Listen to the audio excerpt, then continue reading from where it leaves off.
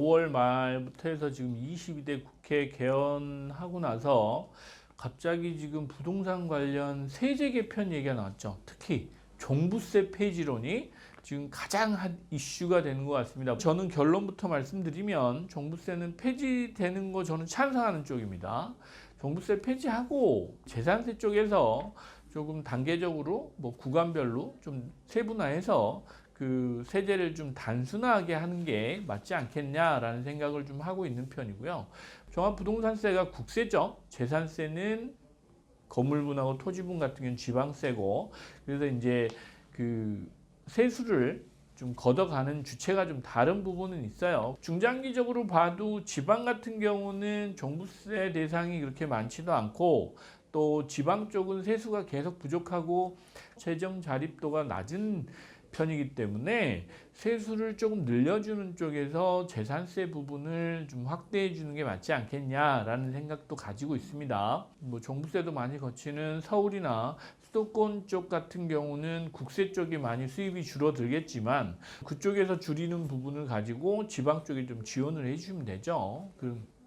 그거는 뭐 어려운 문제는 아닐 것 같은데, 중요한 부분은 가진 자와 없는 자의 형평성 문제가 지금 가장 이슈 아니겠느냐라고 보이는데, 젊은 사람들이 재정 자립하고 집을 또 가질 수 있는 이런 관련한 세제 개편이 좀 더 좀 유기적으로 이루어졌으면 좋겠다라는 생각을 하는데, 최근 들어서 뭐 보셨죠? 92년생이 뭐 80억짜리 압구정 현대 아파트를 샀다 뭐 이런 얘기도 나오는데, 그분이 종부세를 뭐 내는 걸 고민하고 사셨을까요? 그건 아닐 것 같잖아요. 그러면 저는 그런 분들은 그냥 사기 놔두는 게 맞지 않느냐. 그리고 또 저는 2주택자까지는 뭐 중과세도 없는 게 맞다 라는 생각을 가지고 있어요. 왜? 2주택자 같은 경우는 일시적 일가구 2주택이라고 해서 한 3년 동안은 또 그 양도세나 이런 부분을 유예해주고 있잖아요. 그래서 앞뒤가 안 맞는 지금 세제들이 조금 많아요. 그래서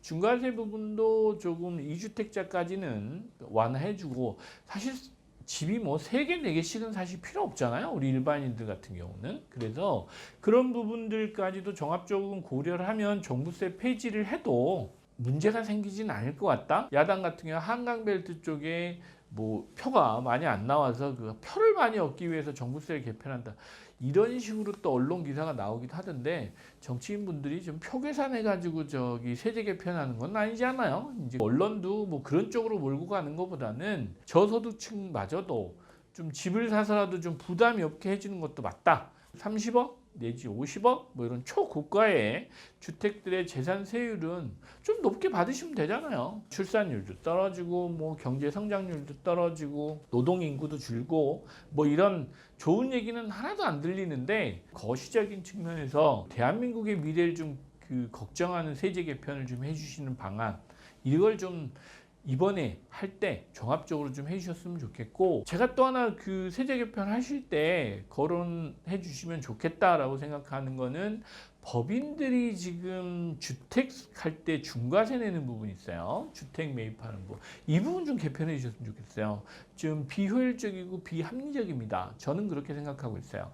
왜냐하면 제가 이제 부동산업을 해서 그런지는 모르지만, 법인들 같은 경우 뭐 개발사업자, 이런 빌라업자들이 그 사업을 안 하잖아요. 물론 전세 사기 사건 때문에 그런 부분도 있긴 하지만, 실제로 지금 주택이 있는 상태에서 매입을 하면 취득세 중과세 부분이 있어요. 매각하시는 분도 지금 뭐 판례 때문에 그 계약 시점하고 잔금 시점의 양도세 그 기준일을 좀 바꿔놓으신 부분들, 이런 것도 사실 불합리해요. 굳이 필요 없는 이런 조항들을 만들어 가지고 거래도 안 되게 하고 서로 뭐 세금을 많이 거두시고자 하는 취지는 알겠다 말이죠. 물론 나라의 세수나 이런 부분도 고민을 안 하실 수는 없겠지만, 국민들이 경제 활동을 하고 그 사회가 돌아갈 수 있는 이런 어떤 윤활유 같은 이런 상황을 좀 만들어 주셔야 부동산 거래도 좀 활성화되고, 그럼 뭐 좋은 거잖아요. 국민들도 좋고 뭐 나라도 좋고, 거래가 많이 되면 세수도 확보하실 수 있는 거니까. 근데 거래하는데 그런 허들이 많아지면 좋은 상황은 아니니까 세제 개편을 좀 많이 좀 해주셨으면 좋겠어요. 국민의 입장은 뭐 세제를 많이 폐지한다라는 얘기를 하시더라고요. 근데 폐지가 되겠냐마는 세금 좀 깎아줘서 거래를 많이 하게 하면 결국은 그 세금이 그 세금 아닐까요?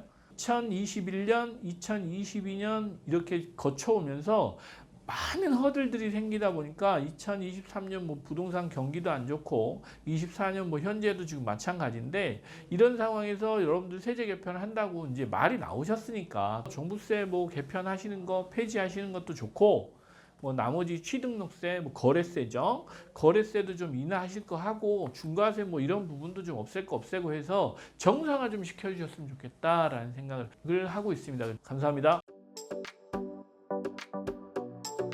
여러분 좋아요, 구독, 알람 설정까지 여러분의 성공 투자를 함께 하겠습니다.